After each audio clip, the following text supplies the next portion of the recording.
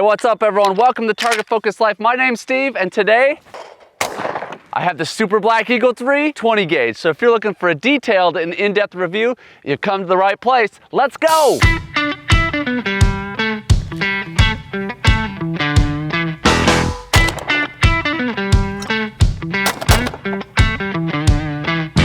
The Super Black Eagle is one of the most well-known semi-auto shotguns in the United States and around the world. It's been made for about the last 30 years, and a couple years ago, Benelli came out with their third edition, the Super Black Eagle 3, or their third generation. But that gun has been a 3.5-inch waterfowl gun, and it didn't give us really any other options. So this year, Benelli announced both a 20 gauge version and a 3-inch version, which got me excited. And now I got my hands on one of the 20 gauges. I'm excited to be out here. I'm gonna give you an in-depth review, but if you wanna jump to any segment throughout this, I'm going through a lot of different areas. You can look down below and jump exactly to the area you would like to see. So the intended use of the Super Black Eagle 3 has generally been waterfowl. It's been a 3.5-inch gun, 12 gauge only, but now with the 20 gauge, I believe we got a little more versatility. And as I pick up this gun, first off the bat, I noticed it's extremely light. We'll talk about that in a minute, but I go, this could be a gun that I could waterfowl hunt with, that I could do upland hunting with, and that I could shoot some clays with.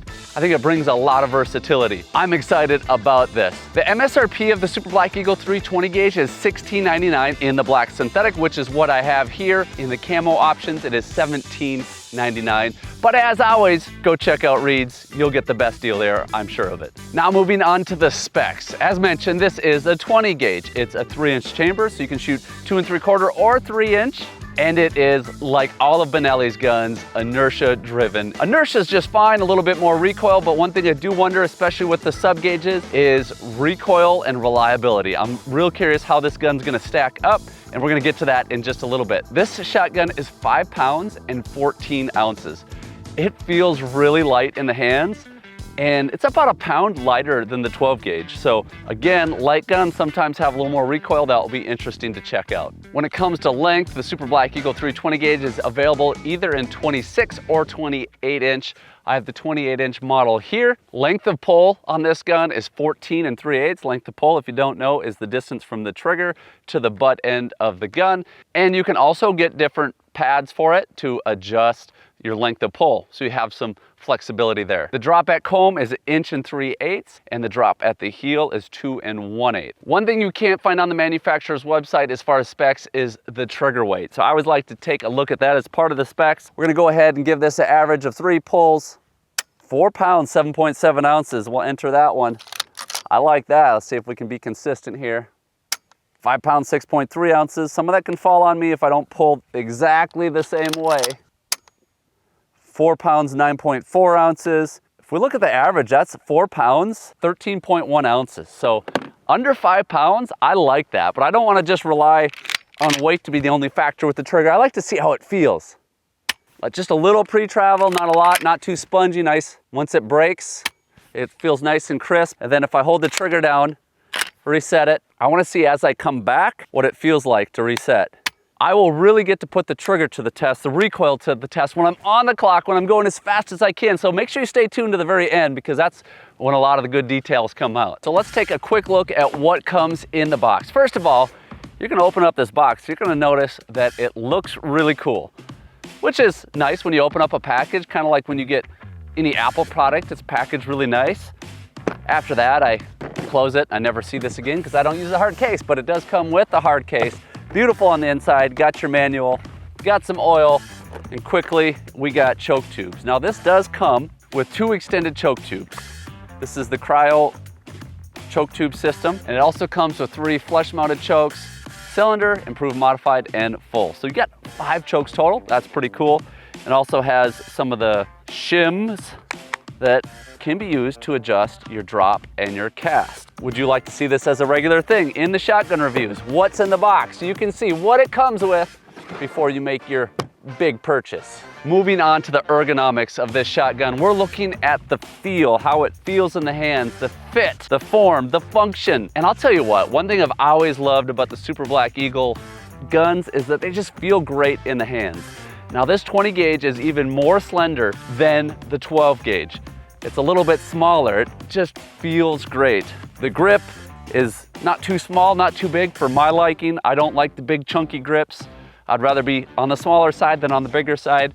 And I love on the forearm here how it might be hard to see, but it comes in right here. So it widens and then it comes in, allowing you to get your fingers in there, and it just feels great in the hands. Mounts up really nice. I love the way this gun feels. As far as their controls, nothing's oversized. That surprises me a little bit. The bolt release is just kind of standard. I mean, it's not hard to press. Bolt handle, not oversized, but sufficient.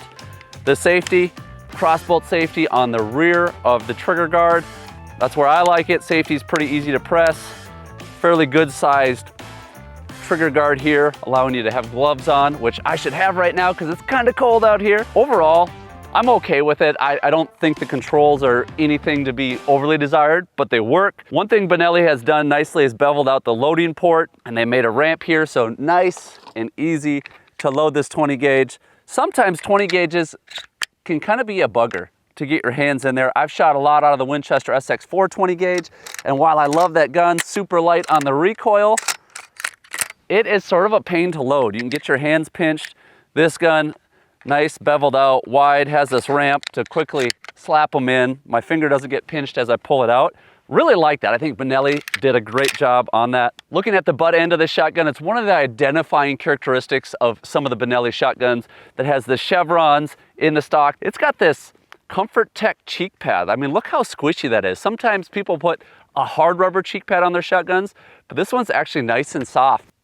And we'll see what it feels like when we actually get shooting here in just a second, but I like how soft and squishy that is. One last thing to look at with ergonomics is the grip texture. Now, this is one thing that I'm a little bit torn on. So it's pretty cold out today. We're in the 30s. I got dry hands. And I just kind of feel like if I start shooting this gun, now it's only a 20 gauge, so it might not have a ton of recoil, but it's gonna kind of start slipping. I don't have as firm of a grip as I would like. I love the guns that do the rubber inlays and can give you some really good texture grip, but I don't think this is gonna be an issue for most people. It's a little nitpicky from my standpoint, but you know, sometimes I like to be nitpicky. Let's get to shooting this gun. Let's see what the recoil feels like. Let's see how reliable it cycles. That's what we really want to test out. First, we're gonna jump into shooting some of the Federal Top Gun target loads. These are 7/8 ounce. We'll see how well they cycle just from the shoulder, nice and slow. Okay, absolutely no issues there. I have shot this gun. I have cleaned this gun. I try to break in all the guns a little bit before I get out and review them. So I got some rounds downrange. I clean all the guns before I review them. Let's pick up the pace. Now these are light target loads as mentioned. So when it comes to recoil, I'm not feeling much at all. Feels really comfortable. I'm taking nothing into the face. Let's do it a little bit faster here. Woo! I like that. Took all the recoil back into my shoulder, nothing into my face. But let's ditch the target loads. I'm gonna go to Federal Prairie Storm. Now these are 3-inch, ounce and a quarter. Ounce and a quarter, 1,300 feet per second. These should have a little bit more punch. Rooster! Definitely felt that quite a bit more, but still very, very light recoil. Didn't take much at all into the face. Pretty much directly back. Let's go a little faster. Now, with that added recoil, I actually had some slippage on this grip. I often put my pointer finger like that, and it was actually sliding like that. I had trouble holding it because of my dry hands and the grip. So there was a little issue there. Let's go back to the light target loads. We've looked at recoil, and I think recoil handles it beautifully. Everything felt really comfortable. But now I want to see reliability. Let's try a little hip shooting.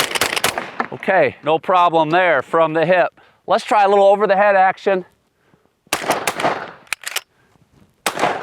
I had one failure to cycle there. I'm gonna try that one more time.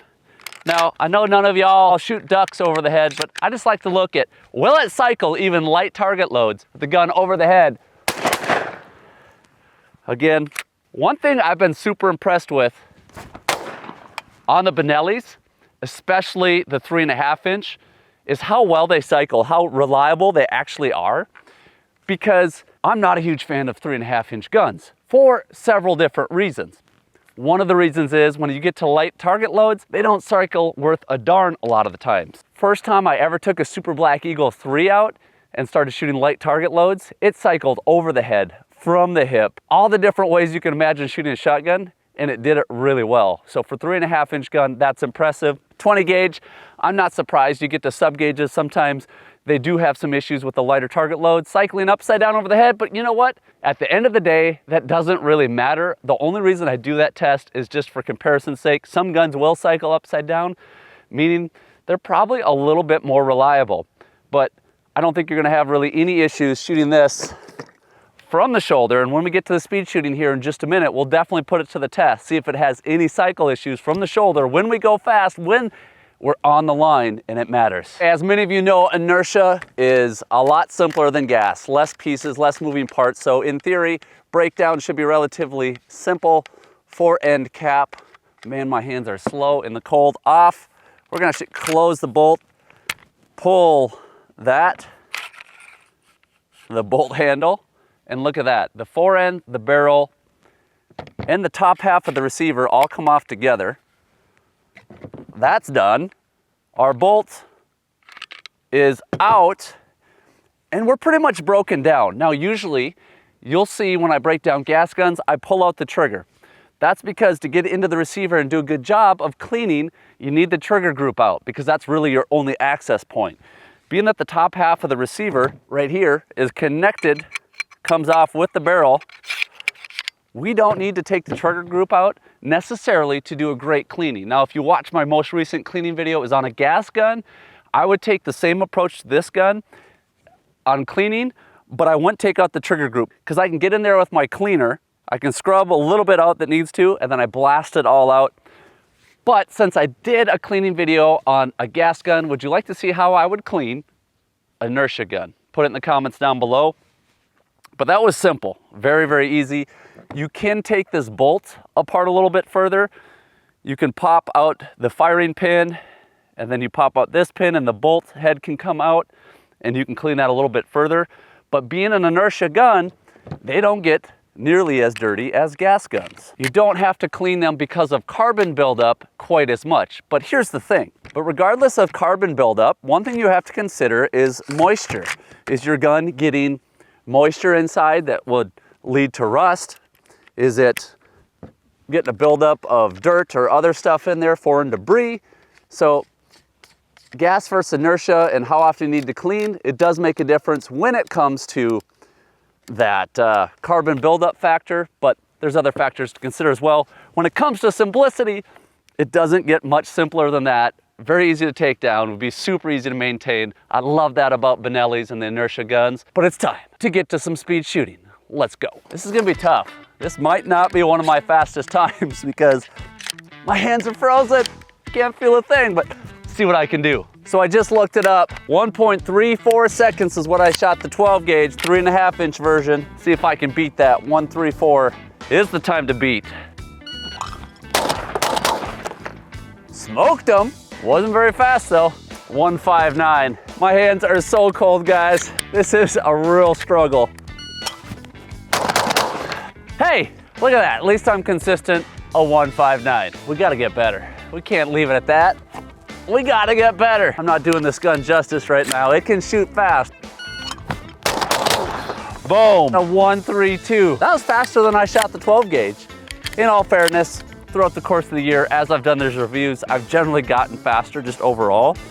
But one thing that was interesting from the speed shooting is I struggled, partly because of the cold, partly because I had some trigger issues, and partly because it wasn't always cycling. And that could be because I was holding a little bit loose. Inertia guns need a solid hold, right? Let's just quickly, no issues there.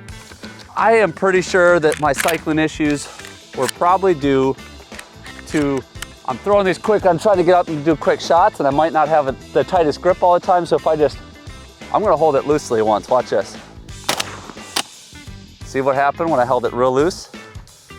It brought the next shell up into the chamber. Actually, it didn't. There it is. Overall, what I've seen from the Super Black Eagle line is they are a very reliable, great shooting gun, but they have never done a 20 gauge. And so far, throughout this whole review, I've enjoyed shooting this gun. It feels great in the hands, it's balanced well, it's nice and light, it handles the recoil well. A lot of things to love about the Super Black Eagle. I hope you enjoyed this review. Is there another 20 gauge you'd like me to do a shotgun showdown with? Super Black Eagle 3 Verse? Put it in the comments down below. And remember, whether you're in the field or in life, it's only those targets that you're laser focused on that you're gonna hit. So live target focused. See ya.